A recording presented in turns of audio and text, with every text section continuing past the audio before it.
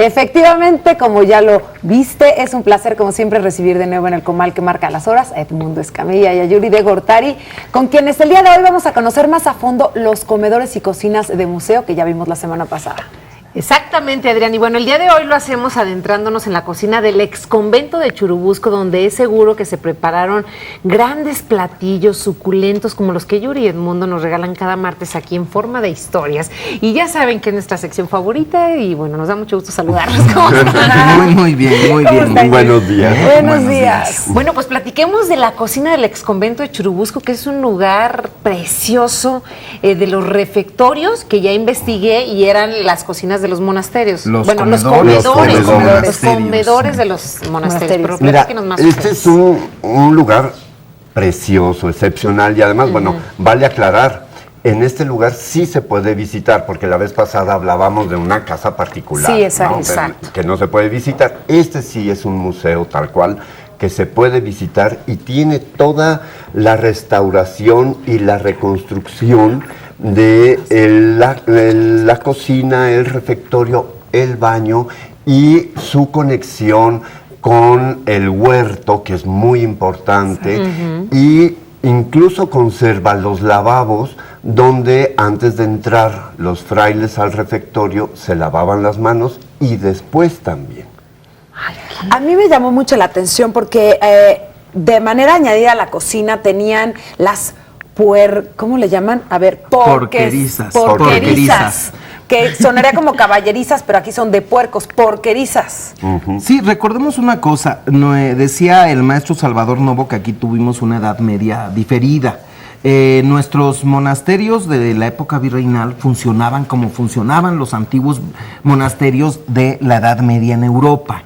Entonces eran unidades de producción autónomas donde tenían sus cultivos, tenían sus animales, ellos producían los alimentos que iban a hacer y aquí se enriquecen porque vamos a tener, por ejemplo, este huerto que es una maravilla. Si ustedes van al exconvento de Churubusco, donde ahora está el Museo de las Intervenciones, el huerto sigue vivo, lo han estado restaurando. Ay, qué maravilla, ¿qué hay? Bueno, hay plantas de maíz, están rescatando cultivos. ¿También de los que muchas plantas, es que recordemos que los frailes tenían permiso de poder practicar la medicina. Y aquí se une la medicina indígena con la medicina española que nos traen los españoles. Se unieron estas dos medicinas. Incluso Hernán Cortés decía que la medicina en México estaba muy desarrollada, ¿sí? Y en la cocina se preparaban todas las infusiones, las tisanas que iban a utilizar para los enfermos.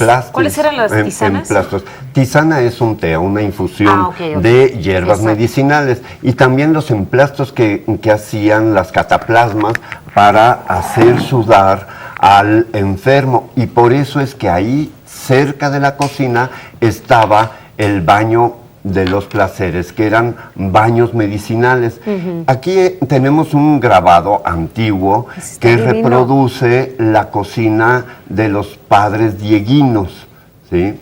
Y bueno, este fue un documento muy importante que se utilizó para la reconstrucción de la cocina de este exconvento de Churubusco. ¿Y cómo se organizaba el trabajo en los conventos? Bueno, mira, imagínate, para entrar de novicio debías de tener 12 años. Wow. 12 años. Chiquitos. Bien chavitos. Que entraras al coro. Entraban de novicios, ¿no? Y los novicios, por ejemplo, eran recuerden que todo estaba dado de acuerdo a las oraciones y a las actividades del convento. Los novicios eran los primeros en desayunar a las 4 de la mañana. A las 4 antes de desayunar, antes de comer, o sea, antes de pasar al refectorio pasabas por la sala de profundis. Y ahí decías tus oraciones y después pasabas a lavarte las manos. Más que como cuestión de higiene, era un acto litúrgico, el lavarte, de purificación, el lavarte las manos, ¿sí? Ya en el comedor se sentaban, en las mañanas desayunaban pan, A las 4 de la mañana. atole Actualmente y frutas. las religiosas también se levantan muy temprano, Muy ¿no? A temprano. hacer oración Sí. para desayunar a las 7 de la mañana, algo así. Pero a las 7, pero a las 4. Como Irma Pérez Lince en el noticiero, nada Pero hay más. que pensar ¿no? que deben ser como por tandas, ¿no? No cabe todo Claro, el convento claro.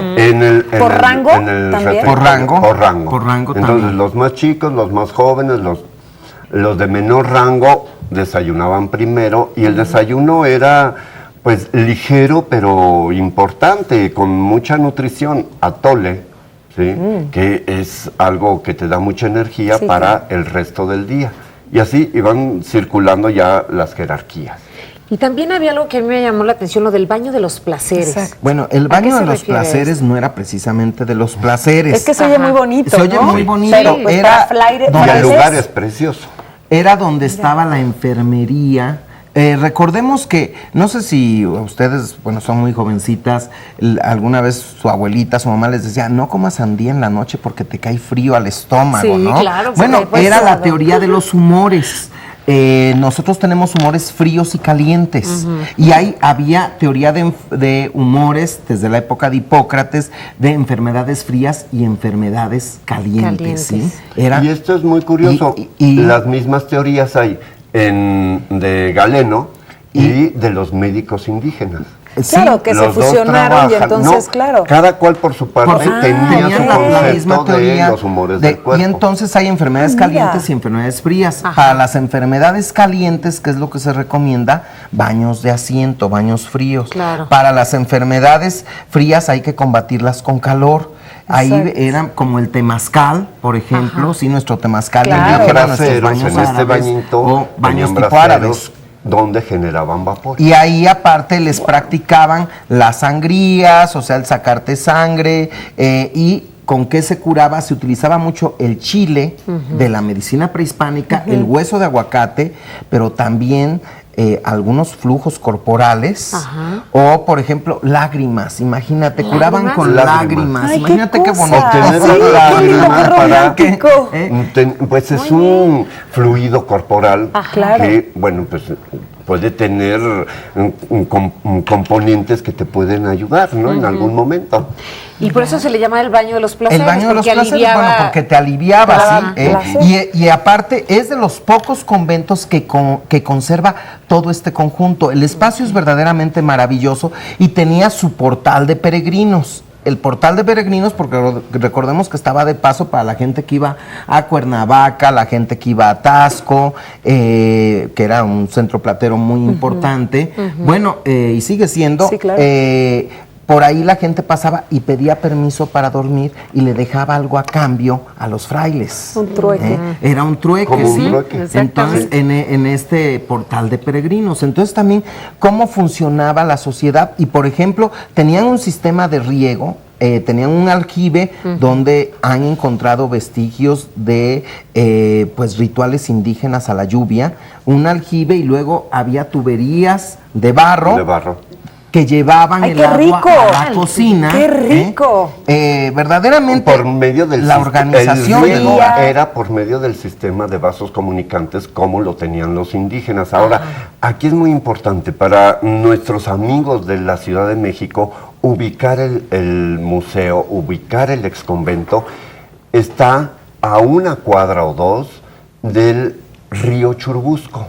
Y cerca de Tlalpan está. Esa vía rápida Y es un Coyoacán. río entubado. Exacto. Entonces, eso hacía que los terrenos, las huertas fueran muy Fértiles, fértiles claro. y Por productivas. supuesto. Ahora, Sí. tiene también la cocina, hay una cocina que existió hasta el siglo XVIII, que en una inundación quedó enterrada en 1806, y ahora ya esta cocina es del siglo XIX, y el refectorio, bueno, más que la cocina, el refectorio es del siglo XIX, y puedes ver en este museo cómo está la primera cocina, y luego camina ¡Ay, sobre un qué Los cristal. padre! vestigios de la primera del primer refectorio que se sepultó en una inundación con lodo, lo rescataron y tiene cristales, tú puedes caminar y ver cómo era cómo fue en el siglo XIX y cómo está ahora. Ay, qué maravilla. Oye, Edmundo, no nos podemos ir sin que nos platiques de estos paseos que tienes al castillo de Chapultepec. No, van a ser nuestras Platícame.